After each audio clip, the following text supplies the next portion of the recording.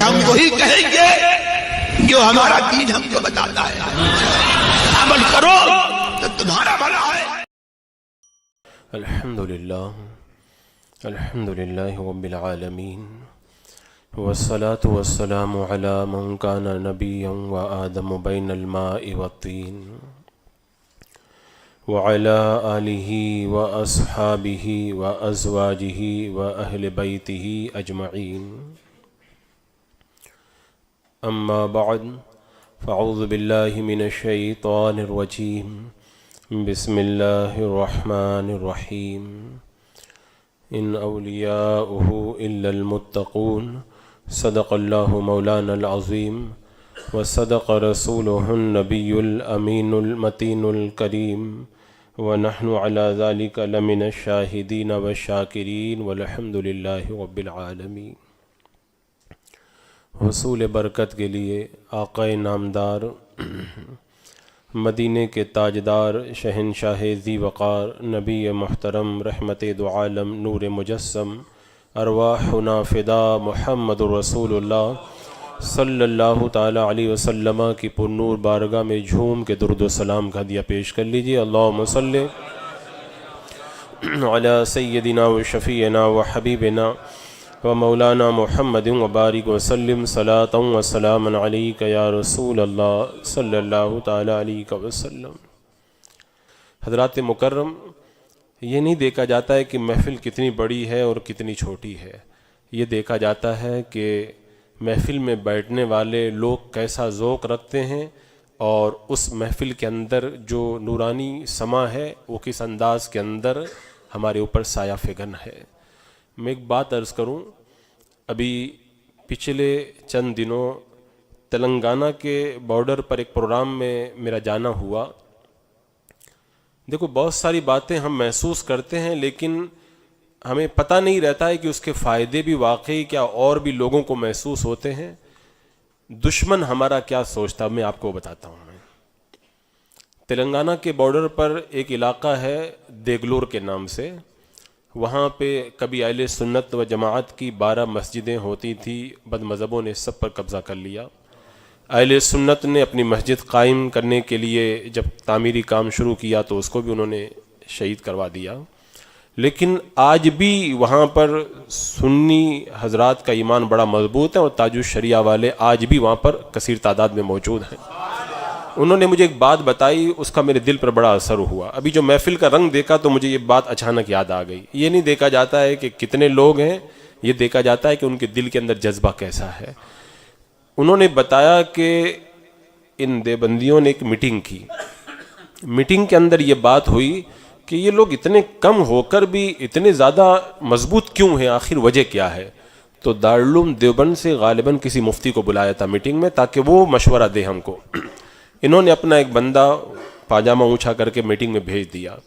تو اس نے آ کر کے بتایا کہ جو دارالعلوم دیوبند کا جو مفتی آیا تھا اس نے میٹنگ میں سب سے پہلا سوال یہی کیا تھا کہ یہ جو سنی یہاں پر ہیں یہ لوگ میلاد مناتے ہیں کہ نہیں مناتے ہیں. تو انہوں نے بتایا کہ ہم میلاد تو مناتے ہیں. تو کہنے لگا یہ جب تک میلاد مناتے رہیں گے نا تم لوگ ان کا کچھ نہیں بگاڑ پاؤ گے ان کا.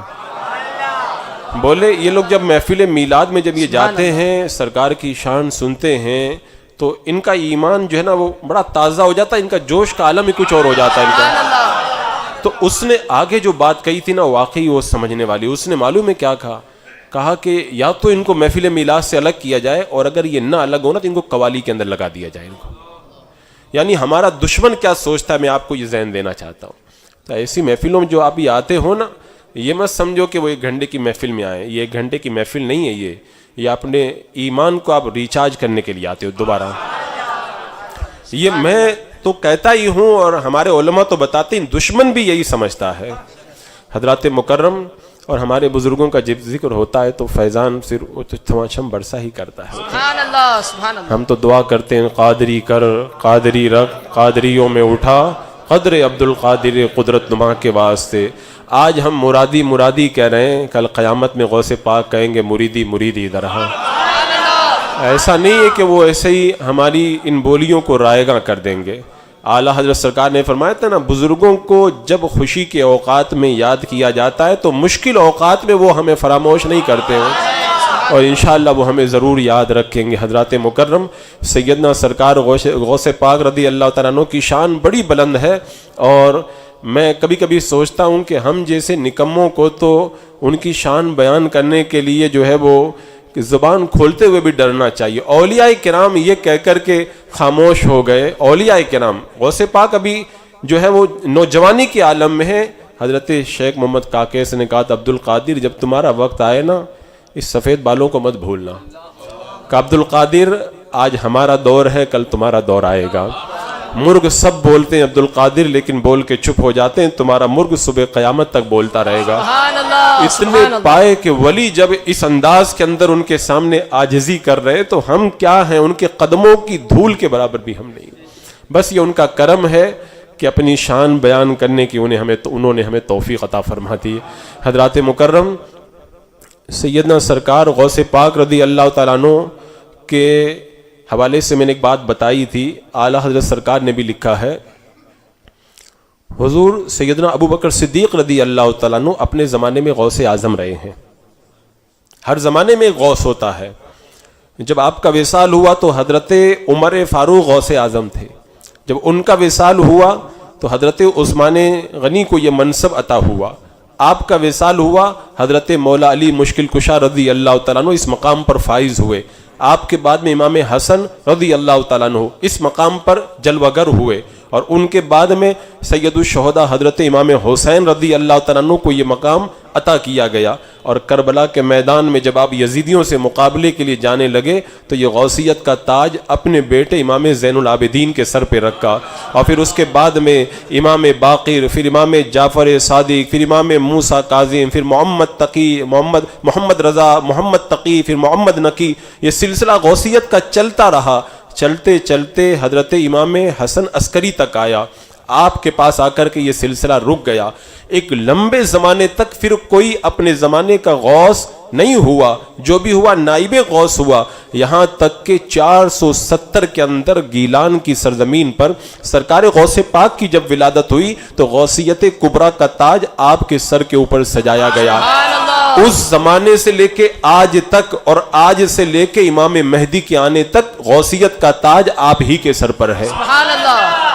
آپ کے زمانے سے لے کے آج تک آپ ہی غوث اعظم ہیں، اور جب تک امام مہدی نہیں آتے غوثیت کا تاج آپ ہی کے سر پر ہے۔ اب ایک بات میں یہ عرض کروں گا، یہ جو درمیان کا زمانہ ہے اس میں کوئی غوث اعظم تو نہیں ہوگا، غوثیت تو انہی کے ہاتھ میں ہے، لیکن جو بھی آئے گا ہدایت کے لیے لوگوں کی، وہ نائب غوث اعظم بن کر کے آئے گا، نائب غوث اعظم بن کر کے آئے گا۔ جیسے اعلیٰ حضرت رضی اللہ تعالیٰ عنہ اپنے زمانے میں نائب غوث اعظم، حضور مفتی اعظم ہند رحمۃ اللہ تعالیٰ علیہ اپنے زمانے میں نائب غوث اعظم، حضور تاج الشریعہ رحمۃ اللہ تعالیٰ علیہ اپنے زمانے میں نائب غوث اعظم۔ اور یہ ہو سکتا ہے کوئی یہ کہے یہ سلسلہ رضویہ سے چونکہ بیعت ہیں اس لیے عقیدت میں اور محبت میں کہہ رہے ہیں، میں کہتا ہوں اس حوالے سے جو روایتیں ہمارے پاس آئی ہیں ان روایتوں کو بھی ابھی میں آپ کے سامنے رکھوں گا، لیکن ساتھ میں یہ بھی بتا دوں کہ سرکار غوث پاک رضی اللہ تعالیٰ عنہ کے نائب کو اگر آپ کسی بھی دور میں پہچاننا چاہیں تو یہ دیکھ لیں کہ غوث پاک کے کمالات کا مظہر اس دور کے اندر کون ہے۔ جو بھی سرکار غوث پاک کے کمالات کا مظہر ہوگا وہی نائب غوث اعظم ہوگا۔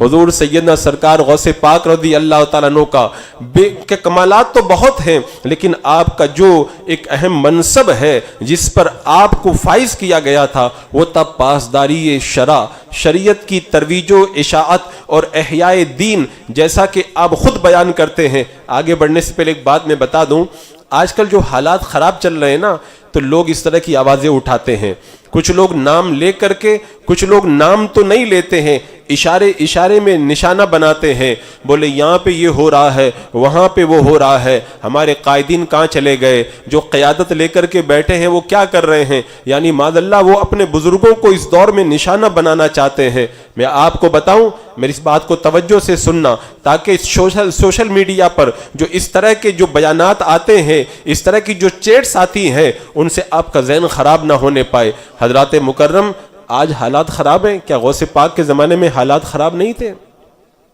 سرکار غوث اعظم رضی اللہ تعالیٰ عنہ نے بغداد شریف کے اندر 70 سال گزارے ہیں. ان 70 سالوں کے اندر 5 عباسی خلیفہ تخت پر بیٹھے ہیں اور دوسری طرف سلجوقی سلاطین تھے.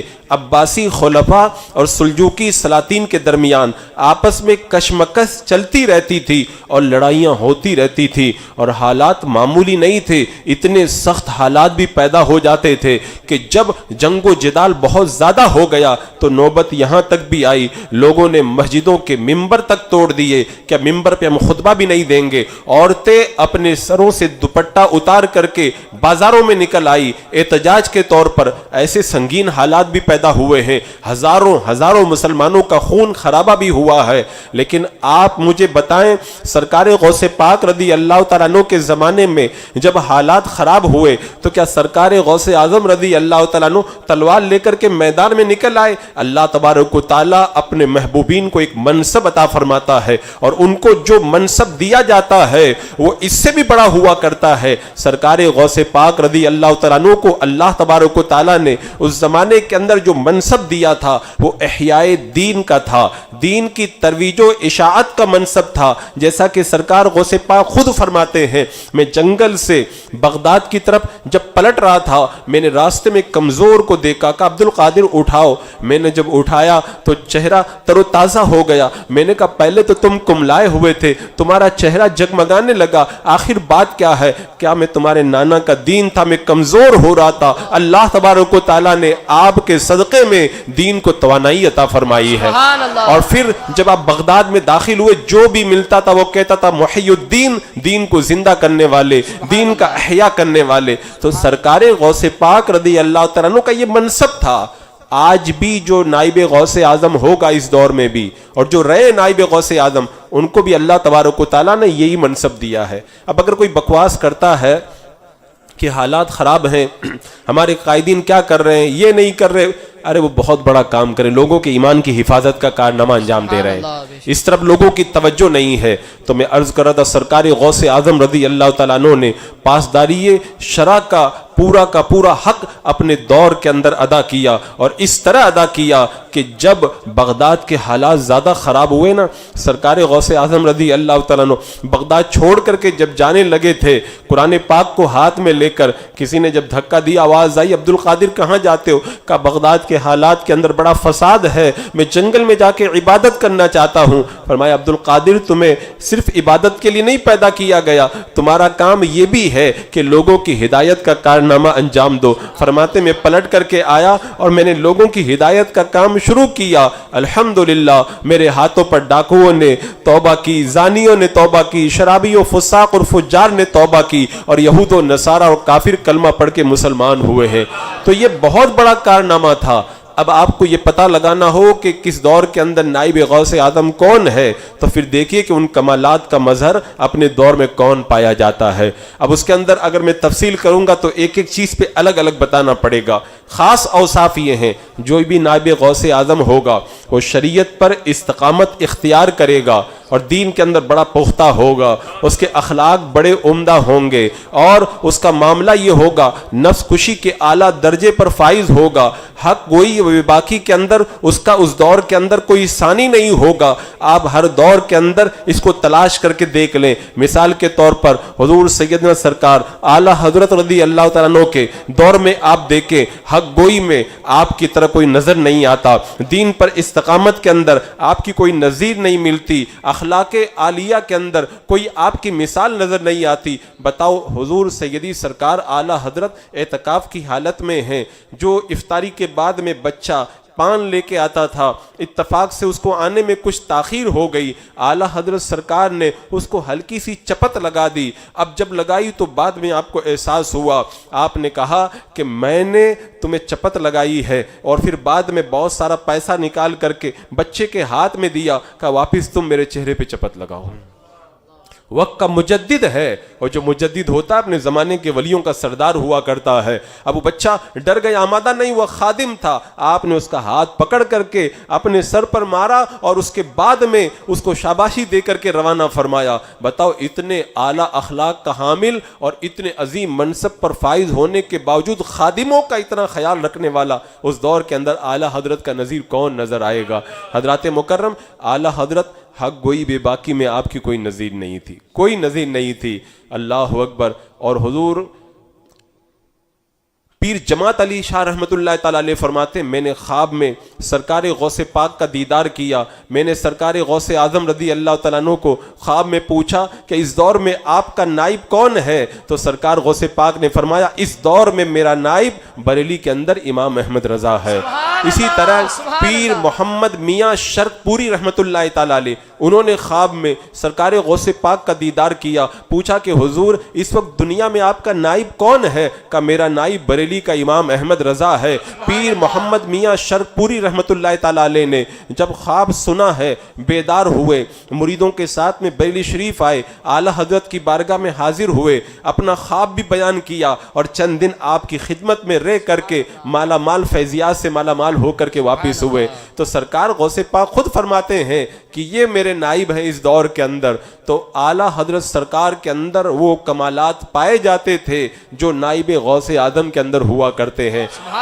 اور یہ ہم نے اپنے طور پہ نہیں کہا، جو ہے وہ شاہ محمد میاں جو سرکار اعلیٰ حضرت کے پڑوسی بڑھاپے کے عالم میں عمر میں آپ سے بڑے ہیں، خانوادہ رضویہ میں جھاڑو لگا رہے تھے، کہہ دیا حضور، پیر سید قنات علی نے کہا کہ آپ بڑھاپے میں جھاڑو لگا رہے ہیں؟ کہا رہنے دو، مجھے جھاڑو لگانے دو۔ کہا مجھے دے دو۔ کہا میں آپ کو نہیں دوں گا، کوئی بڑھاپے میں جا کر کے بزرگ بن جاتا ہوگا۔ میں نے امام احمد رضا کا بچپن بھی دیکھا، جوانی بھی دیکھی، بڑھاپا بھی دیکھا، ان کو میں نے بچپن میں بھی بزرگ پایا، جوانی میں بھی بزرگ پایا، الحمدللہ میں بڑھاپے میں بھی ان کو بزرگ دیکھ رہا ہوں۔ سبحان اللہ، سبحان اللہ۔ تو یہ اعلیٰ حضرت سرکار اپنے زمانے میں نائب غوث اعظم، حضور مفتی اعظم ہند یہ اپنے زمانے میں نائب غوث اعظم ہے، اور یہ بات بھی خود سرکار غوث پاک نے فرمائی ہے۔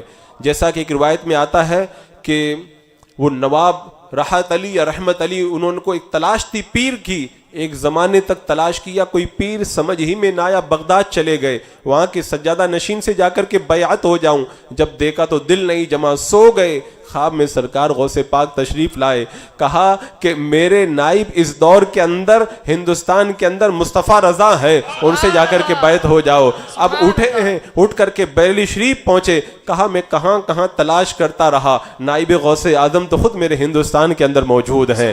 حضرات مکرم، اور ایسا ہی ایک واقعہ ایک بار بھی اور پیش آیا تھا، ایک شخص مرید ہونے کے لیے آیا، سرکار مفتی اعظم ہند نے فرمایا، کہو میں نے اپنا ہاتھ غوث پاک کے ہاتھ میں دیا، چپ، دوسری مرتبہ کا، پھر چپ، تیسری مرتبہ کا، جب نہیں بولا تو آپ جلال میں آ گئے۔ تو اس کے بعد میں جب چوتھی مرتبہ آپ نے فرمایا نا، کہنے لگا یقیناً بے شک میں نے اپنا ہاتھ سرکار غوث پاک کے ہاتھ میں دیا۔ بعد میں لوگوں نے پوچھا کہ آخر بات کیا ہے، پہلے 3 مرتبہ چپ رہے اور چوتھی مرتبہ یقیناً غوث پاک کے ہاتھ میں ہاتھ دیا، تم کہہ اٹھے؟ کہا پہلے دیکھا نہیں، لیکن سرکار مفتی اعظم ہند جب جلال میں آئے تو میں نے دیکھا میری نگاہوں کے سامنے غوث اعظم موجود ہے۔ سبحان اللہ، سبحان تو یہ اپنے زمانے کے نائب غوث اعظم ہیں۔ اور اگر اوصاف کے اعتبار سے دیکھا جائے نا، مجھے ایک روایت یاد آئی، حضور محدث سورتی رحمۃ اللہ تعالیٰ علیہ کے پاس میں پڑھا کرتے تھے علامہ ضیاء الدین مدنی رحمۃ اللہ تعالیٰ علیہ، جو اعلیٰ حضرت کے خلفاء میں سے بھی ہیں۔ ان کا بیان ہے، جب میں پڑھتا تھا تو ہر جمعرات کو حضور محدث سورتی بریلی شریف اعلیٰ حضرت کا دیدار کرنے آتے تھے۔ کتنی قسمت تھی، اعلیٰ حضرت کو دیکھنے آتے تھے وہ لوگ، اور اعلیٰ حضرت کو دیکھنا کتنی بڑی عبادت ہے میں بتاؤں۔ حضور محدث اعظم پاکستان فرمایا کرتے تھے، اگر کسی نے اعلیٰ حضرت کو ایک بار دیکھا ہو، اس کا ثواب مجھے دے دے تو ساری زندگی کی عبادت کا ثواب دینے کے لیے تیار ہوں۔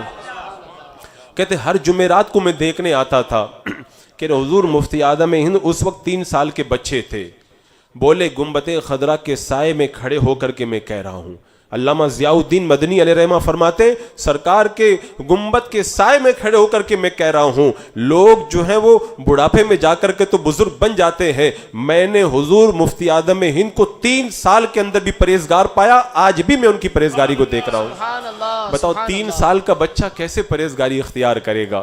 لیکن جو زمانے کے اندر نائب غوث اعظم ہوتا ہے نا، جب آپ پیدا ہوئے تو پہلے ہی آپ کے پیر نے کہہ دیا تھا نا کہ اس بچے سے ایک زمانہ فیض یاب ہوگا، اور شدید تحریک جب چلی نا تب لوگوں نے اپنے ماتھے کی نگاہوں سے دیکھا حضور مفتی اعظم ہند کے ذریعے لاکھوں لوگوں نے ہدایت کا نور حاصل کیا تھا۔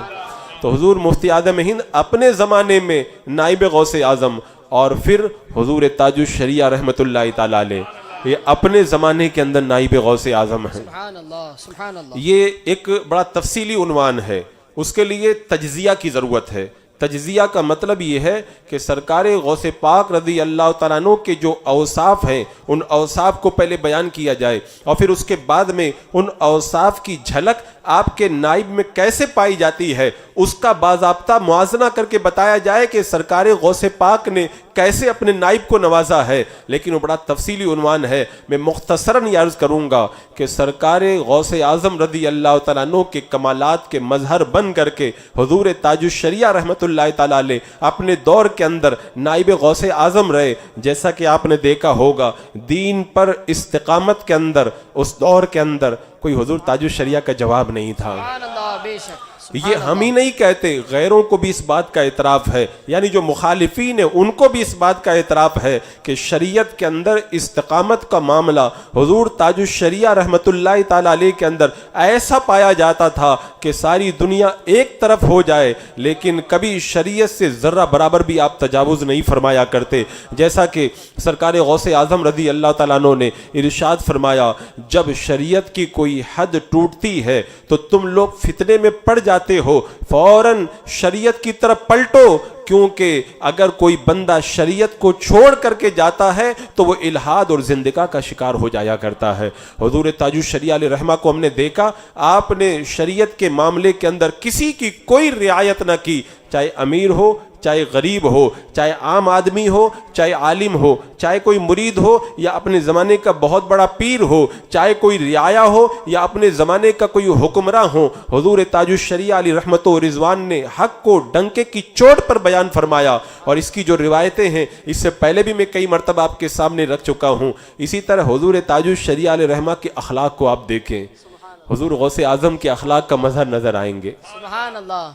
ایک بار حضور غوث پاک رضی اللہ تعالیٰ عنہ حج کے لیے جب تشریف لے گئے تو گاؤں میں قیام فرمایا۔ جب گاؤں میں قیام کیا تو کہا سب سے جو غریب آدمی ہے اس کے گھر میں ٹھہریں گے۔ اب جا کر کے رک گئے، لوگ نذرانے لانے لگے، تحائف لانے لگے، وہ مکان بھرنے لگا۔ جب صبح کے وقت رخصت ہونے لگے، وہ بہت زیادہ مال و اسباب جمع ہوا تھا، سب اس غریب کو دے دیا۔ اس علاقے کے لوگوں کا بیان ہے سرکار غوث پاک نے جب وہاں پہ قیام کیا تو اس وقت پہلے وہ اس علاقے کا سب سے بڑا غریب تھا، اور سرکار غوث پاک جب دوسرے دن روانہ ہوئے نا اس علاقے کا سب سے بڑا امیر وہ بن چکا تھا۔ سبحان اللہ، سبحان اللہ۔ غریبوں کا اتنا خیال سرکار غوث پاک رضی اللہ تعالیٰ عنہ فرمایا کرتے۔ ارے میں کہتا ہوں وہ تو غریب چھوٹا بچے کو کون اہمیت دیتا ہے؟ حضور غوث پاک رضی اللہ تعالیٰ عنہ نکل رہے، ایک بچے نے کہا کہ حضرت بازار سے مجھ کو مٹھائی لا کر کے دے دیں۔ آپ نے یہ نہیں کہا کہ نہیں، پیسہ لیا۔ اب پیچھے سے ایک بچے کی آواز آئی کہ حضرت رکنا، میں بھی اپنی امی سے پیسہ لاتا ہوں، مجھ کو بھی مٹھائی لا کر کے دینا۔ اب بچے پیسہ بڑھانے لگے، میرے لیے بھی لے کے آنا، میرے لیے بھی لے کے آنا۔ سرکار غوث پاک نے بچوں کے پیسے لیے، بازار میں گئے، مٹھائی خرید کے لائے اور لا کر کے بچوں کے حوالے کیا۔ بتاؤ اتنے اعلیٰ اخلاق۔ آپ ذرا تصور کریں اس اعتبار سے، ایک طرف بڑے بڑے ولی آتے تو کانپتے ہوئے آتے ہیں، اتنا روب و دبدبا، اور دوسری طرف بچے بڑے پرتفاق انداز میں آگے بڑھ کر کے پیسہ دے رہے ہیں کہ مٹھائی لا کر کے دے دینا۔ تو اس سے پتہ چلتا ہے روب اور جلال اپنی جگہ، لیکن اخلاق عالیہ کا بھی کوئی جواب نہیں ہے۔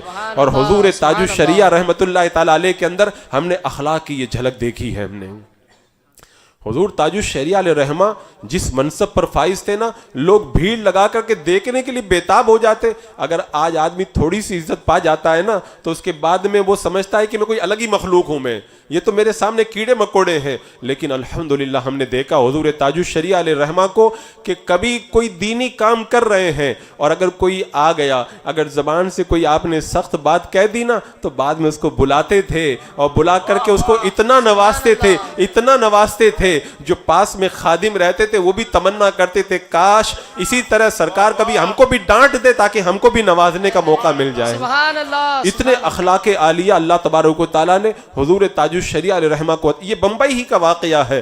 آپ جب جو ہے وہ ایک سیٹ کے یہاں قیام تھا اور پھر جب صبح کے وقت روانہ ہونے لگے تو ایک غریب آدمی گاڑی کے سامنے آ گیا، پوچھا کیا بات ہے؟ کہا حضور میں نے ملاقات کی بہت کوشش کی، مجھے ملنے نہیں دیا گیا۔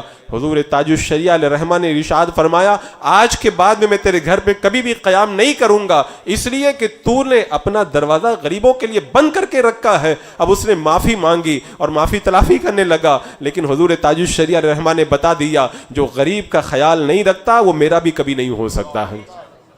ورنہ آج تو لوگ تلاش کرتے کوئی سیٹ مرید ہو جائے تو اپنا دھندا چل پڑے۔ میں ان پیروں کی بات کرتا ہوں جو ڈھونگی پیر ہیں، ورنہ الحمدللہ اہل حق تو اپنی شان الگ ہی رکھتے ہیں۔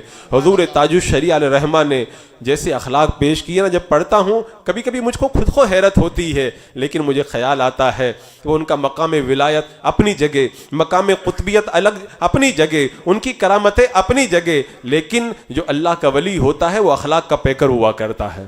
ارے خود میرے آقا صلی اللہ تعالیٰ علیہ وسلم سے بوڑھی عورت بات کر رہی ہے، حضرت عمر فاروق رضی اللہ تعالیٰ عنہ نے کہہ دیا حضور اس کے دماغ میں کچھ ہلکا پن ہے، یہ بہت باتیں کرتی ہے۔ میرے آقا نے فرمایا اس کی باتیں میں نہیں سنوں گا تو کون سنے گا اس کی باتیں؟ یہ اخلاق ہوا کرتے ہیں اور اس کی جھلک جو ہے محبوبین کے اندر پورے طور پر نظر آیا کرتی ہے۔ اسی طرح ہم نے دیکھا ہے حضور تاج الشریعہ علیہ رحمہ کو کہ حق گوئی و بے باکی کے اندر بھی ان کی کوئی نظیر نہیں تھی۔ جہاں اچھے اچھے ڈر جایا کرتے تھے نا، میں ایک بات یہاں پہ عرض کروں گا، معاذ اللہ کچھ لوگوں نے بد زبانی کی اور آپ کے کلمہ حق کو یہاں تک کہہ دیا کہ لوگوں کو لڑاتے ہیں، لوگوں کے اندر فساد پیدا کرتے ہیں، یہ کرتے وہ کرتے۔ میں ایک چھوٹی سی بات آپ سے کہنا چاہتا ہوں، ایک بندہ چوری کر لے، اب قاضی فیصلہ سناتا ہے اس نے چوری کی ہے، اس کے ہاتھ کو کاٹ دیا جائے۔ اب اگر کوئی آگے بڑھ کر کے یہ کہے کہ قاضی جو ہے وہ فساد پھیلا رہا ہے، ہاتھ کاٹنے کے جو ہے وہ سزا اس کو سنا رہا ہے، تو لوگ کیا کہیں گے؟ اس کا دماغ خراب ہو، یہ خود فسادی ہے۔ تو حضور تاج الشریعہ رحمت اللہ تعالی علیہ نے جن کے خلاف جو بھی کہا، کسی عام آدمی کے بارے میں یا کسی پیر کے بارے میں یا کسی ادارے کے بارے میں یا کسی خانقاہ کے بارے میں، تو کیوں کہا؟ شریعت کا حکم آپ نے بیان کیا، اور جو شریعت کا حکم بیان کرتا مجرم وہ نہیں ہوتا، جو جرم کرتا ہے وہ مجرم ہوا کرتا ہے۔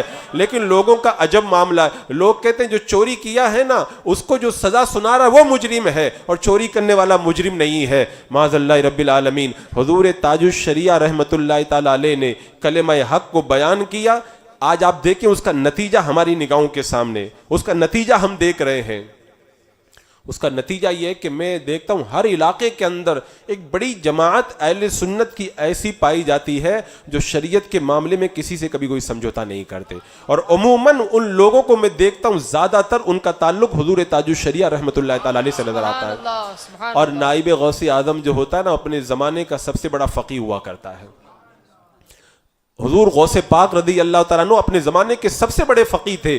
ایک بار ایک سوال ایسا آیا، سارے علماء لاجواب ہو گئے۔ کسی نے قسم کھا لی تھی کہ میں ایسی نیکی کروں جو نیکی اس وقت کوئی نہ کر رہا ہو ورنہ میری بیوی کو طلاق۔ اب علماء حیران ہو گئے، پریشان ہو گئے، اگر قرآن پڑھے گا تو قرآن کوئی اور بھی پڑھ رہا ہوگا، نماز پڑھے گا نماز کوئی اور بھی پڑھ رہا ہوگا، تسبیح پڑھے گا کوئی اور بھی تسبیح پڑھ، روزہ رکھے گا کوئی اور بھی روزہ رکھ رہا ہوگا، کون سی عبادت اس کو بتائیں کہ یہ کرے کوئی دوسرا نہ کر رہا ہو؟ سرکار غوث پاک فتویٰ بھی لکھا کرتے تھے، لوگوں کو پتہ ہی نہیں، بہت بڑے مفتی تھے اپنے زمانے کے۔ آپ کی بارگاہ میں سوال آ گیا، ارے سرکار غوث پاک کے مدرسے سے ہر سال 3000 علماء فارغ ہوتے تھے، سبحان اللہ، سبحان کتنے سال تک؟ 33 یا 34 سال تک اتنے علماء فارغ ہوتے رہے، تو کتنے علماء تیار ہو گئے؟ 1,00,000 علماء آپ کے مدرسے سے فارغ ہوئے ہیں۔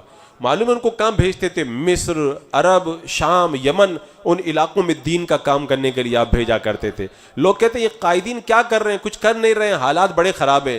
قائدین کسی مودی اور یوگی سے لڑنے نہیں جائیں گے، حضور غوث پاک کسی ظالم بادشاہ سے لڑنے نہیں گئے، آپ نے اپنے خلفاء کو مریدین کو پھیلا کر کے دین کا کام کیا تھا۔ اور حضور تاج الشریعہ رحمۃ اللہ تعالیٰ نے بھی اپنے شاگردوں اور اپنے خلفاء کو پھیلا کر کے اہل سنت و جماعت کی ترویج و اشاعت کا کارنامہ انجام دیا ہے۔ حضرات مکرم، تو اب سرکار غوث پاک کی بارگاہ میں جب سوال آیا نا تو آپ نے جواب بالکل قلم برداشت تھا جواب لکھا کہ اس سے کہو خانہ کعبہ میں چلا جائے، تھوڑی دیر کے لیے لوگوں کو طواف سے روک دے، خانہ کعبہ کا طواف کرنے لگ جائے، دنیا میں کوئی اور خانہ کعبہ ہے نہیں، جب یہ طواف کرے گا تو یہ ایسی نیکی ہوگی جو نیکی یہی کر رہا ہوگا، اس کے علاوہ کوئی نہیں کر رہا ہوگا۔ سبحان اللہ سبحان اللہ۔ اب دیکھیں حضور تاج الشریعہ رحمۃ اللہ تعالیٰ علیہ کو، اپنے زمانے کے سب سے بڑے فقیہ، میں ایک جملہ یہاں پہ کہنا چاہوں گا۔ آج کل کچھ لوگ یہ کہتے ہیں کہ فلاں مفتی کا فتویٰ مان لو، وہ بھی تو بہت بڑے مفتی ہے۔ دیکھو ہم انکار نہیں کرتے مفتی کا، لیکن میں نے تصوف کی کسی کتاب میں یہ مسئلہ پڑھا تھا، اگر اپنا پیر خود فقیہ ہو تو کسی اور مفتی کے پاس جانے کی ضرورت نہیں ہے۔ سبحان اللہ سبحان اللہ۔ تو جب ہمارا پیر صرف فقیہ نہیں افقہ الفقہا ہے، اپنے زمانے کے سارے فقیہوں کا جب سردار ہے تو ہمیں کہیں اور جانے کی ضرورت کیا ہے؟ بے شک سبحان اللہ۔ حضرات مکرم، حضور تاج الشریعہ کا تفقع آپ دیکھیں، بریلی شریف کے اندر سیمینار چل رہا ہے، اور سیمینار کے اندر جو ہے وہ مسئلہ ایک جگہ جا کر کے پھنس گیا۔ معلوم ہے کون سا مسئلہ تھا؟ مسئلہ یہ تھا کہ اسٹیشنوں پر، ایئرپورٹ پر یا روڈ پر جو نمازیں ہوتی ہیں اور وہاں پر بڑی بڑی جانداروں کی تصویریں لگی رہتی ہیں، اور مسئلہ یہ ہے کہ جاندار کی تصویر اگر نمازی کے آس پاس میں موجود ہو تو نماز مکروہ تحریمی ہوتی ہے، نماز کو پھر سے دہرانا پڑتا ہے۔ اب بات سمجھ میں نہیں آ رہی کہ جو نمازیں ایئرپورٹ پر، اسٹیشن پر یا عوامی جگہوں پر پڑھی گئی، کیا ان نمازوں کو لوٹانا پڑے گا؟ ابھی بحث گرم ہے۔ حضور تاج الشریعہ رحمۃ اللہ تعالیٰ علیہ تشریف لے آئے اور آ کر کے جلوہ افروز ہوئے۔ حضور محدث کبیر مد ذلہ العالی نے کہا حضور اس مسئلے پر گفتگو چل رہی تھی، علماء کوئی حل اس کا نہیں نکال پا رہے، اس کے بارے میں آپ کیا فرماتے ہیں؟ حضور تاج الشریعہ رحمۃ اللہ تعالیٰ علیہ نے فوراً فرمایا وہ نماز مکروہ تحریمی نہیں ہوگی اگر وہ نماز خاشعین کی سی نماز پڑھے اور اس کی نظر جہاں تک پہنچی ہے وہاں تک کوئی تصویر نہ ہو۔ آپ کو پتا ہوگا جب ہم نظر رکھتے ہیں نماز میں سجدے کی جگہ پر تو تھوڑی سی نظر آگے چلی جاتی ہے، تو اتنے دائرے کے اندر اگر کوئی تصویر نہیں ہے، باہر اگرچہ تصویر ہے تو ایئرپورٹ وغیرہ پر کوئی نماز پڑھے گا اس طریقے سے، فرمایا اس کی نماز مکروہ نہیں ہوگی، اس کو دوبارہ نہیں لوٹانا پڑے گا۔ سبحان اللہ سبحان اللہ۔ اس کی دلیل بھی حضور تاج الشریعہ نے کتاب کے حوالے سے بیان فرمائی، لیکن چونکہ وہ علماء کے کام کی چیز ہے تو بتاؤ جہاں سارے علماء دنگ رہ جائیں وہاں پہ حضور تاج الشریعہ کا فتویٰ آگے آتا ہے۔ ایک بار اسی طرح ایک سیمینار تھا، سیمینار کے اندر بحث یہ چل رہی تھی کہ جو پوسٹر لگاتے ہیں جیسے سرکار کا نام لکھا، غوث پاک کا نام لکھا، اللہ کا نام لکھا، کوئی آ کر کے اس کو پھاڑ دیتا ہے اور زمین پر اس کی بے ادبی ہوتی ہے تو پوسٹر لگانے والا گنہگار ہے یا پھاڑنے والا گنہگار ہے؟ کیونکہ گفتگو چل رہی تھی، اگر وہ لگاتا نہیں تو پھر بے ادبی ہوتی نہیں تو کس کو گنہگار کہا جائے؟ حضور تاج الشریعہ رحمۃ اللہ تعالیٰ علیہ تھوڑی دیر بعد میں تشریف لائے تو آپ سے یہ مسئلہ عرض کیا گیا۔ حضور تاج الشریعہ علیہ رحمہ نے فوراً فقہ کا ایک کلیہ، ایک قاعدہ پڑھا اور پڑھ کر کے بتا دیا کہ فقہ کا یہ قاعدہ ہے کہ اگر کہیں پر مباشر اور سبب دونوں جمع ہو جائیں تو وہاں پر فعل کی نسبت مباشر کی طرف کی جاتی ہے، تو اگرچہ سبب تو کوئی دوسرا ہے لگانے والا لیکن جس نے پھاڑا ہے وہ وہاں پر مباشر ہے، لہذا پھاڑنے والا گنہگار ہوگا، لگانے والا گنہگار نہیں ہوگا۔ یعنی ایسے باریک باریک مسائل کے اندر جہاں علماء حیران رہ جائیں، حضور تاج الشریعہ علیہ رحمہ کا فتویٰ آگے آیا کرتا تھا۔ اسی طرح جو ہے ایک بار ایک مسئلہ چل رہا تھا سیمینار کے اندر، بڑی گرما گرم بحثیں ہو رہی تھی لیکن کوئی فیصلہ نہیں ہو رہا تھا۔ یعنی مسئلہ یہ تھا بے، خرید و فروخت کا مسئلہ تھا۔ کچھ علماء کہہ رہے تھے یہ بے فاسد ہے، کچھ علماء کہہ رہے تھے یہ بے باطل ہے، اور دونوں فتویٰ رضویہ دکھا رہے تھے۔ اب بات سمجھ میں نہیں آ رہی، حضور تاج الشریعہ تشریف لائے، حضور محدث کبیر نے کہا حضور یہ بھی فتویٰ رضویہ دکھا رہے ہیں، یہ بھی فتویٰ رضویہ دکھا رہے ہیں، یہ بے فاسد ہے یا باطل؟ دیکھو جو بے باطل ہوتی ہے وہ بالکل ہوتی ہی نہیں ہے، اور جو بے فاسد ہوتی ہے وہ بے تو ہوتی ہے لیکن اس کے وصف میں کمی ہوتی ہے، اور اس کو توڑنے کا حکم ہوتا ہے. تو کہا یہ بے فاسد ہے یا باطل؟ حضور تاج الشریعہ رحمۃ اللہ تعالی علیہ نے فرمایا یہ بے باطل ہے. اس کے بعد میں فتویٰ رضویہ ہی کا حوالہ دے کر کے بتایا یہ بے باطل ہے. اب سوال پیدا ہوا کہ جو بے فاسد لکھا اس کا کیا جواب؟ فرمایا اعلیٰ حضرت نے جہاں پر بے فاسد لکھا ہے وہ بے فاسد بھی بے باطل ہی کے معنی میں ہے, اور اس کی دلیل بھی آپ نے جب پیش فرمائی سارے علماء سبحان اللہ کے اٹھے الحمدللہ کہ جہاں ہماری نظر نہیں جاتی حضور تاج الشریعہ کی نظر وہاں پر بھی کام کرتی نظر آتی. سبحان اللہ. تو جو نائب غوث اعظم ہوگا اپنے زمانے کا سب سے بڑا فقیہ ہوگا. میں یہ بات خاص طور سے اس لیے عرض کر رہا ہوں کہ بہت سارے لوگ جو ہیں وہ کہتے ہیں وہ پیر صاحب تھے, ان کے ساتھ میں مریدوں کا ٹولہ تھا. ایسی باتیں بھی میں نے کچھ مخالفین سے سنی ہیں. ان کو پتہ نہیں ہے جو سیمینار میں مفتی آتے ہیں نا وہ ایسے ہی نہیں آ جاتے, 2 مہینہ تیاری کر کے آتے ہیں, ساری کتابیں کھنگال کر کے آتے ہیں, اور 24 گھنٹہ بیٹھ کر کے سیمینار ہال میں گفتگو ہوتی ہے, بحث ہوتی ہے, اور اس کے بعد میں نتیجہ نہ نکلے اور حضور تاج الشریعہ ایک لمحے میں جواب دے دیں. اس کا مطلب یہ ہے اللہ تبارک و تعالیٰ نے انہیں اپنے زمانے کا سب سے بڑا فقیہ بنایا ہے. سبحان اللہ سبحان اللہ. علامہ مفتی اخضر حسین کہتے ہیں دہلی میں غالباً سیمینار چل رہا تھا عورت کی آواز کے بارے میں, تو یہ ایک اختلاف پیدا ہو گیا. کچھ علماء کا یہ کہنا تھا کہ عورت کی ہر آواز عورت نہیں ہوتی ہے, عورت کی جس آواز میں جو ہے وہ ترنم ہوتا ہے, نغمگی ہوتی ہے, اس کو جو ہے وہ سننا غیر مرد کے لیے جائز نہیں ہے, ورنہ ہر آواز کا یہ حکم نہیں ہے. کافی بحث ہوئی لیکن کوئی فیصلہ نہیں ہو پایا. کہتے میں حضور تاج الشریعہ کے پاس جب بریلی شریف آیا میں نے حضرت کی بارگاہ میں یہ مسئلہ رکھا, بتاؤ علماء اتنی بحث کرنے کے باوجود کوئی حل نہ نکال پائے. حضرت نے فوراً فرمایا عورت کی ہر آواز عورت ہے, اور اس کے بعد میں فوراً فقہ کی کتاب سے آپ نے قاعدہ بھی بیان کیا, اور قاعدہ بیان کر کے بتا دیا کہ آواز کے مشابہ ہوتی ہے. فقہاء نے اس کی صراحت کی ہے, لہذا عورت کی ہر آواز کا یہی حکم ہوا کرے. تو ایسے جو آپ کے جو سیمینار کے جو فیصلوں کے اندر, اور کتنی بار تو دیکھا گیا علماء بحث کرتے کرتے تھک جاتے اور کوئی فیصلہ کر لیتے, حضور تاج الشریعہ علیہ رحمہ تشریف لاتے, حضرت فرماتے کہ چلو سناؤ کہ کیا جواب ہوا. تو وہ جو سوال پڑھنے لگتا نا, حضرت فرماتے سوال پڑھنے کی ضرورت نہیں ہے, وہ سوال میں نے پڑھا تھا مجھے یاد ہو گیا ہے, جواب پڑھو. اب جب وہ جواب پڑھتے نا, بتاؤ اتنے علماء نے بحث کر کے جواب لکھا ہے, حضور تاج الشریعہ فوراً فرماتے یہ جواب کے اندر گلی کیوں چھوڑی گئی, گلی بند کرو. یعنی آپ یہ گوارا نہیں کرتے تھے شریعت میں کوئی ہلکا سا راستہ بھی نکال دے تاکہ کوئی شریعت کے اندر جو ہے مداخلت کی جو ہے وہ کوشش کر سکے. اللہ تبارک و تعالیٰ نے آپ کو اتنا تفقع عطا فرمایا تھا. اگر آپ کے سیمینار کی رودادوں کو جمع کیا جائے نا تو بلا شبہ مخالفین کو بھی یہ کہنا پڑے گا کہ اپنے زمانے کے سب سے بڑے فقیہ اور افقہ الفقہاء کا نام حضور تاج الشریعہ رحمۃ اللہ تعالیٰ. سبحان اللہ. ارے جو علماء, دیکھو علماء جلدی کسی سے مرید نہیں ہوتے ہیں, وہ بہت جو ہے وہ چھان بین کرتے ہیں. اور آپ کو پتا ہے اس دور میں سب سے زیادہ علماء اگر مرید ملیں گے تو حضور تاج الشریعہ علیہ رحمہ کے ملیں گے. انہوں نے کچھ دیکھا تبھی تو مرید ہو رہے ہیں. علماء کرامتیں نہیں دیکھ کے مرید ہوتے, وہ علم پہلے دیکھتے, اللہ نے کتنا بڑا علم ان کو عطا فرمایا ہے.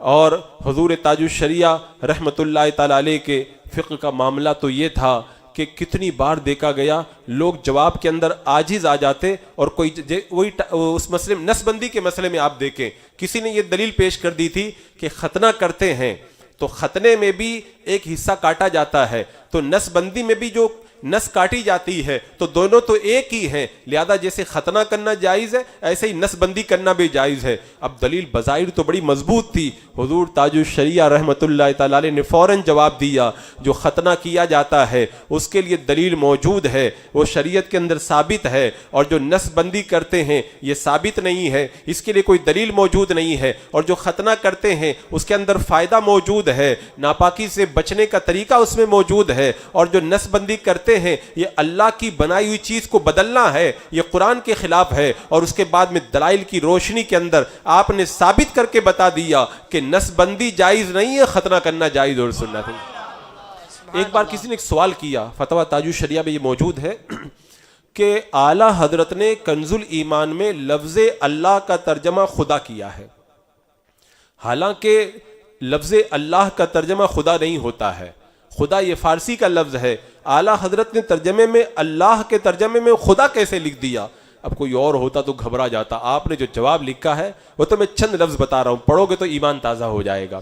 آپ نے 6 دلیلوں کی روشنی میں ثابت کیا پہلے کہ لفظ اللہ کا ترجمہ خدا کرنا جائز ہے, اور اس کے بعد میں اسلاف بھی یہ ترجمہ کرتے رہے ہیں, دلائل کی روشنی میں بتایا. اور پھر بعد میں بتایا اپنے زمانے کے سب سے بڑے محقق شیخ عبدالحق محدث دہلوی رحمۃ اللہ تعالیٰ نے بھی لفظ اللہ کے ترجمے میں خدا لکھا ہے. اور پھر اس کے بعد میں آپ نے دلائل دیے کہ جب لفظ اللہ بولا جاتا ہے تو اللہ ہی کی ذات سمجھی جاتی ہے, ایسے ہی لفظ خدا جب بولا جاتا ہے تو اللہ ہی کی ذات کو سمجھا جاتا ہے. یہ دونوں اللہ تعالیٰ کے لیے ایسے خاص ہیں, کسی اور کے لیے بولے ہی نہیں جاتے ہیں. جب ایک مفتی وہ فتویٰ پڑھتا ہے تو اس کے دل سے آواز نکلتی ہے اپنے زمانے کا سب سے بڑا فقیہ حضور تاج الشریعہ رحمۃ اللہ تعالیٰ. میں تو کہتا ہوں یہ بھی ایک مکمل عنوان ہے کہ فتویٰ تاج الشریعہ کو پڑھا جائے, اور وہ چیزیں جن کا جواب عام لوگ دینے سے عاجز آ جاتے ہیں, حضور تاج الشریعہ رحمۃ اللہ تعالیٰ ان کا کیسا جواب دیتے ہوئے. یہ ٹائی کا مسئلہ آپ لوگوں نے کتنی بار سنا, کتنے علماء اس میں حیران ہو گئے. حضور تاج الشریعہ علیہ رحمہ نے فرمایا یہ کراس کا نشان ہے, ٹھیک, اور اس کے اندر جو صلیب کا نشان ہوتا ہے اس کے ساتھ میں مشابہت. اور پھر آگے لکھتے ہیں کہ یہ اپنے مردوں کو بھی ٹائی پہناتے ہیں, اس کا مطلب ہوا یہ ان کا مذہبی شعار ہے, اور جو مذہبی شعار ہوا کرتا ہے وہ مسلمان کے لیے جائز نہیں ہوا کرتا. اور پھر دلائل کے انبال لگا کر کے بتا دیا کہ ٹائی پہننا ناجائز و حرام ہے. حضرات مکرم, اللہ تبارک و تعالیٰ نے حضور تاج الشریعہ کو اتنا اعلیٰ مقام فقہ کے اندر عطا فرمایا تھا, اور جو ان کی کرامتیں اور ان کی شانیں بیان کی جاتی ہیں وہ تو اپنی جگہ ہیں. اللہ کا کتنا بڑا کرم ہے کہ اللہ نے ایسا پیر ہمیں عطا فرمایا جو روحانیت کا تو تاجدار ہے ہی, ساتھ ہی ساتھ اپنے زمانے میں سب سے بڑا فقیہ بھی ہے, لہذا ہمیں مسائل کے لیے بھی کہیں اور جانے کی ضرورت نہیں ہے. حضرات مکرم, آج کی جو تاریخ ہے یہ 7 ربیع الاخر کی تاریخ, آج ہی کے دن حضور اعلیٰ حضرت رضی اللہ تعالیٰ عنہ نے یہ بنیاد رکھی تھی جماعت رضائے مصطفیٰ کی, اور ساری زندگی حضور تاج الشریعہ اسی جماعت کے ذریعے دین و سنت کی خدمت انجام دیتے رہے. میں چند باتیں اس حوالے سے کہوں گا کیونکہ یہاں پر بھی کچھ لوگوں کا ذہن خراب کیا جاتا ہے.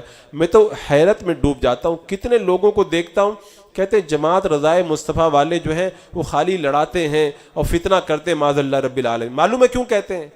وہ کہتے ہیں لاؤڈ اسپیکر پر ہم کو نماز پڑھنے دو, اگر تم منع کرو گے تو تم فتین ہو, تم ہمیں دیوبندیوں سے ملنے دو, اگر منع کرو گے تو تم فتنہ پرور ہو. وہ کہتے ہیں کہ تم جو ہے وہ فون کے ذریعے جو چاند کی خبر ہے اس کو ہمیں ماننے دو, اگر ماننے سے انکار کرو گے ہم تمہیں فتنہ پرور کہیں گے. تو بات تو وہی ہو گئی, ہم شریعت کا مسئلہ بیان کریں تو ہمیں فتنہ پرور کہیں, تو ہم تو کہتے ہیں ہمارے لیے خوشی کی بات ہے. وہ تو حدیث پاک میں ہے بھی نا کہ آخری زمانے میں جو دین کا کام کرے گا اسے اسی طرح تانوں سے نوازا جائے گا. اس کو الحمدللہ جماعت رضائے مصطفیٰ کی بنیاد حضور اعلیٰ حضرت رضی اللہ تعالیٰ عنہ نے اپنے وصال سے 1 سال یا چند ماہ پہلے رکھی. میں کبھی کبھی سوچتا ہوں تو مجھ کو خود کو حیرت ہوتی ہے کہ اعلیٰ حضرت رضی اللہ تعالیٰ عنہ ساری زندگی دین کا کام کرتے رہے, آخری عمر کے اندر آپ کو تنظیم بنانے کا خیال کیوں پیدا ہوا؟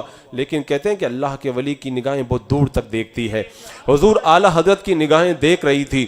آج میں موجود ہوں, میں ہزاروں علماء کا کام تنہا کر لیتا ہوں, ہزاروں فتنوں کا مقابلہ میں تنہا کر لیتا ہوں. آج میں موجود ہوں, زمانے بھر کے مسلمانوں کی ضرورتوں کو میں تنہا پورا کر دیتا ہوں. میرے بعد میں فتنے اٹھیں گے, میرے بعد میں بڑے حوادثات پیش آئیں گے, میرے بعد میں بہت سارے گمراہ سر اٹھائیں گے, کیونکہ علماء نے لکھا ہے اعلیٰ حضرت کے قلم کے ڈر سے ان کے دور میں بہت سارے فتنے آپ کے انتقال کا انتظار کرتے ہوئے خاموش ہو کر کے بیٹھ گئے تھے. اعلیٰ حضرت کی نگاہیں دیکھ رہی تھی کہ آنے والے زمانے میں بڑے فتنے اٹھیں گے, ایک آدمی کے بس کی بات نہیں ہے ان کا مقابلہ کرنا. ایک ایسی تحریک بنائی جائے جو زمانے کے اٹھنے والے سارے فتنوں کا اس ٹیم کی شکل کے اندر آگے بڑھ کر کے وہ لوگ مقابلہ کر سکیں. اعلیٰ حضرت نے اپنے وصال سے چند ماہ پہلے یہ تحریک قائم کی, اور آپ کے وصال کے بعد میں جب فتنے اٹھے نا تب لوگوں نے گواہی دی تھی, اے امام احمد رضا تمہاری بصیرت کو سلام ہو, آنے والے فتنوں کی طرف کیسے جھانک کر کے تم نے دیکھ لیا تھا.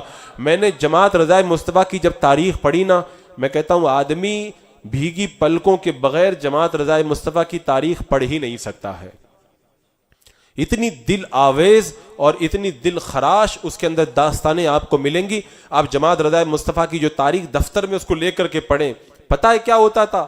حضور حجت الاسلام، حضور مفتی اعظم ہند، حضور شیر بشاہ علیہ سنت، اور اسی طرح علامہ نعیم الدین مراد آبادی رحمۃ اللہ تعالیٰ علیہ، بہت سارے اکابرین جو جماعت رضائے مصطفیٰ کے پرچم تلے کام کر رہے تھے. اعلیٰ حضرت کا وصال ہوا اور پھر وہ شدی سنگٹن نکلا اور ارتداد کی ایک لہر چلی. یہ حضرات ننگے پاؤں کھڑے ہو گئے، گنبد خضرا کی طرف سب نے چہرہ کیا اور رو رو کر کے کہا یا رسول اللہ، امت پر بڑا مشکل وقت آیا ہے، آپ مدد فرمائیں. حضور آپ توجہ فرمائیں. سب کی آنکھوں سے آنسو بہ رہے تھے. اس کے بعد میں حضور مفتی اعظم ہند اور دیگر علماء کی قیادت کے اندر جماعت رضائے مصطفیٰ کے پرچم تلے جو دین کا کام شروع ہوا تھا نا، یہ لوگ جب چلے گئے وہاں سے انہوں نے خط لکھ کر کے بتایا کہ یہاں کے حالات کیسے ہیں.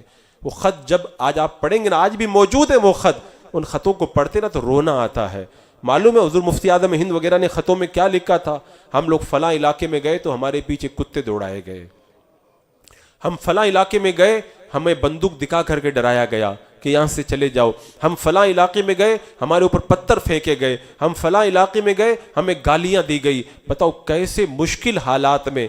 ارے جو اپنے زمانے کا اتنا پائے کا ولی ہو، بڑے بڑے علماء جس کی ایک ملاقات کے لیے ترستے ہوں، وہ بڑھاپے کے عالم کے اندر سنیوں کا درد اپنے دل میں رکھ کر کے ایک ایک دیہات میں جا کر کے ان کے ایمان کی حفاظت کا سامان کر رہا ہے. وہ کیسے حالات تھے، حضور مفتی اعظم ہند نے اپنے خطوط کے اندر ان کو لکھا. اسی لیے غالباً حضور محدث اعظم رضی اللہ تعالیٰ عنہ نے کہا تھا جماعتیں بنتی رہتی ہیں اور بگڑتی رہتی ہیں، لیکن جماعت رضائے مصطفیٰ بگڑنے کے لیے نہیں بنی ہے، یہ رضائے مصطفیٰ کے لیے بنی ہے. اور یہ جماعت کبھی نہیں بگڑے گی، جو اس سے ٹکرائے گا وہ خود مٹ کر کے رہ جائے گا.